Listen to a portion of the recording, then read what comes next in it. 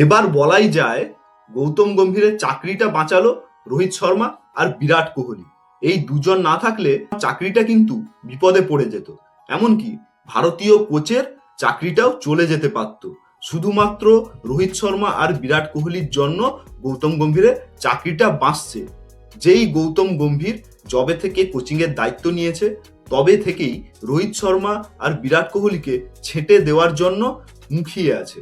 প্রথমে টি-20 থেকে ছেঁটে ফেলেছে পরোক্ষভাবে, টেস্ট থেকে রিটায়ারমেন্ট নিতে বাধ্য করেছে, এমনকি ওয়ানডে টিম থেকে ছেঁটে ফেলারও পরিকল্পনা শুরু করেছিল। সেই গৌতম গম্ভীরের চাকরি বাঁচিয়ে দিল বিরাট কোহলি আর রোহিত শর্মা। হ্যাঁ, ঠিকই বলছি। কেন বলছি তার কারণও আছে। ভিডিও শুরুতে আমার চ্যানেল ক্রিকটক উইথ অগ্নিকে সাবস্ক্রাইব করতে ভুলবে না, আর ভিডিওটা ভালো লাগলে লাইক আর কমেন্ট করবে। গৌতম গম্ভীর যবে থেকেই টিম ইন্ডিয়ার কোচিং এর দায়িত্ব নিয়েছে তবে থেকেই টিম ইন্ডিয়া একের পর এক বিপর্যয়ের মুখোমুখি হয়েছে। প্রথমেই শ্রীলঙ্কার কাছে ওয়ানডে সিরিজ হেরেছিল টিম ইন্ডিয়া, নিউজিল্যান্ডের কাছে ঘরের মাঠে টেস্ট সিরিজ হেরেছিল টিম ইন্ডিয়া, তারপর অস্ট্রেলিয়াতে বর্ডার গাভাস্কর ট্রফিতে হার। যখন আমরা ভেবেছিলাম এরপর ইংল্যান্ডে টেস্ট ম্যাচ আছে, বিরাট কোহলি আর রোহিত শর্মা টেস্ট টিমে থাকবে, ঠিক তখনই গৌতম গম্ভীরের পলিটিক্সের কারণে এত প্রেসার এলো রোহিত শর্মা আর বিরাট কোহলির উপর, তারা দুজনেই back to back test team থেকে রিটায়ারমেন্ট নিতে বাধ্য হল। তারপরে এলো চ্যাম্পিয়ন্স ট্রফি, আর চ্যাম্পিয়ন্স ট্রফিতে বিরাট কোহলি আর রোহিত শর্মা দুরন্ত পারফরমেন্স করে টিম ইন্ডিয়াকে জিতিয়েছিল। আর তার কৃতিত্ব গৌতম গম্ভীর কয়েকদিন আগেই নিয়েছে যে আমিই সেই ব্যক্তি যে ভারতকে চ্যাম্পিয়ন্স ট্রফি জিতিয়েছি। তারপর এলো অস্ট্রেলিয়ার সঙ্গে ওয়ানডে সিরিজের ব্যাপার, যেখানে প্রথম ম্যাচে রোহিত শর্মা আর বিরাট কোহলি ব্যাট চলেছিল না। সেই ম্যাচে টিম ইন্ডিয়া জঘন্যভাবে হেরেছিল। আর তারপরের ম্যাচে রোহিত শর্মা রান পেলেও বিরাট কোহলি রান পেয়েছিল না, টিম ইন্ডিয়া হেরেছিল। আর শেষ ম্যাচে রোহিত শর্মার দুরন্ত 121 রান আর বিরাট কোহলির 74 রানের উপর ভর করে টিম ইন্ডিয়া শেষ ম্যাচটা অস্ট্রেলিয়ার বিরুদ্ধে শেষ ম্যাচটা জেতে। তারপরে আসি ঘরের মাঠে সাউথ আফ্রিকার বিরুদ্ধে টেস্ট সিরিজ। সেই সিরিজে বিরাট কোহলি আর রোহিত শর্মা ছিল না, আর সেখানে ভারত জঘন্যভাবে হেরেছে ঘরের মাঠে সাউথ আফ্রিকার কাছে, হোয়াইট ওয়াশ হয়েছে। প্রথম ম্যাচে তো টিম ইন্ডিয়ার ব্যাটিং লাইন আপ 120 রানও করতে পারেনি, 30 রানে ম্যাচ হেরেছিল।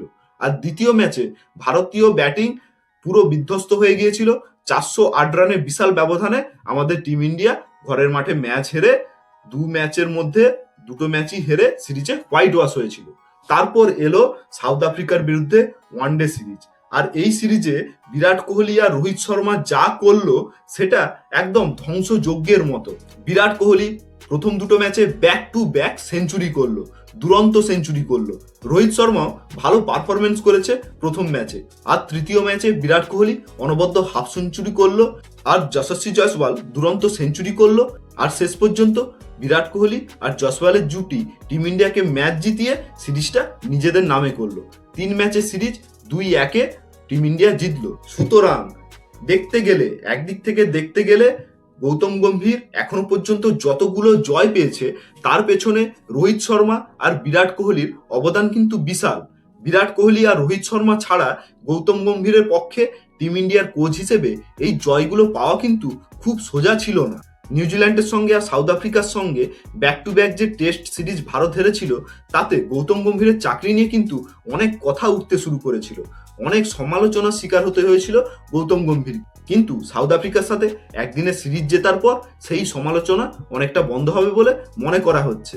তাই পরোক্ষভাবে একদিক থেকে দেখতে গেলে যেই গৌতম গম্ভীর বিরাট কোহলি আর রোহিত শর্মাকে টিম থেকে ছাড়তে চেয়েছিল, সেই রোহিত শর্মা আর বিরাট কোহলি কিন্তু মাঠে ভালো পারফরমেন্স করে টিম ইন্ডিয়াকে জয় এনে দিয়ে এবারের মতো কোচ গৌতম গম্ভীরের চাকরিটা ইন্ডিয়া টিমে বাঁচিয়ে দিল।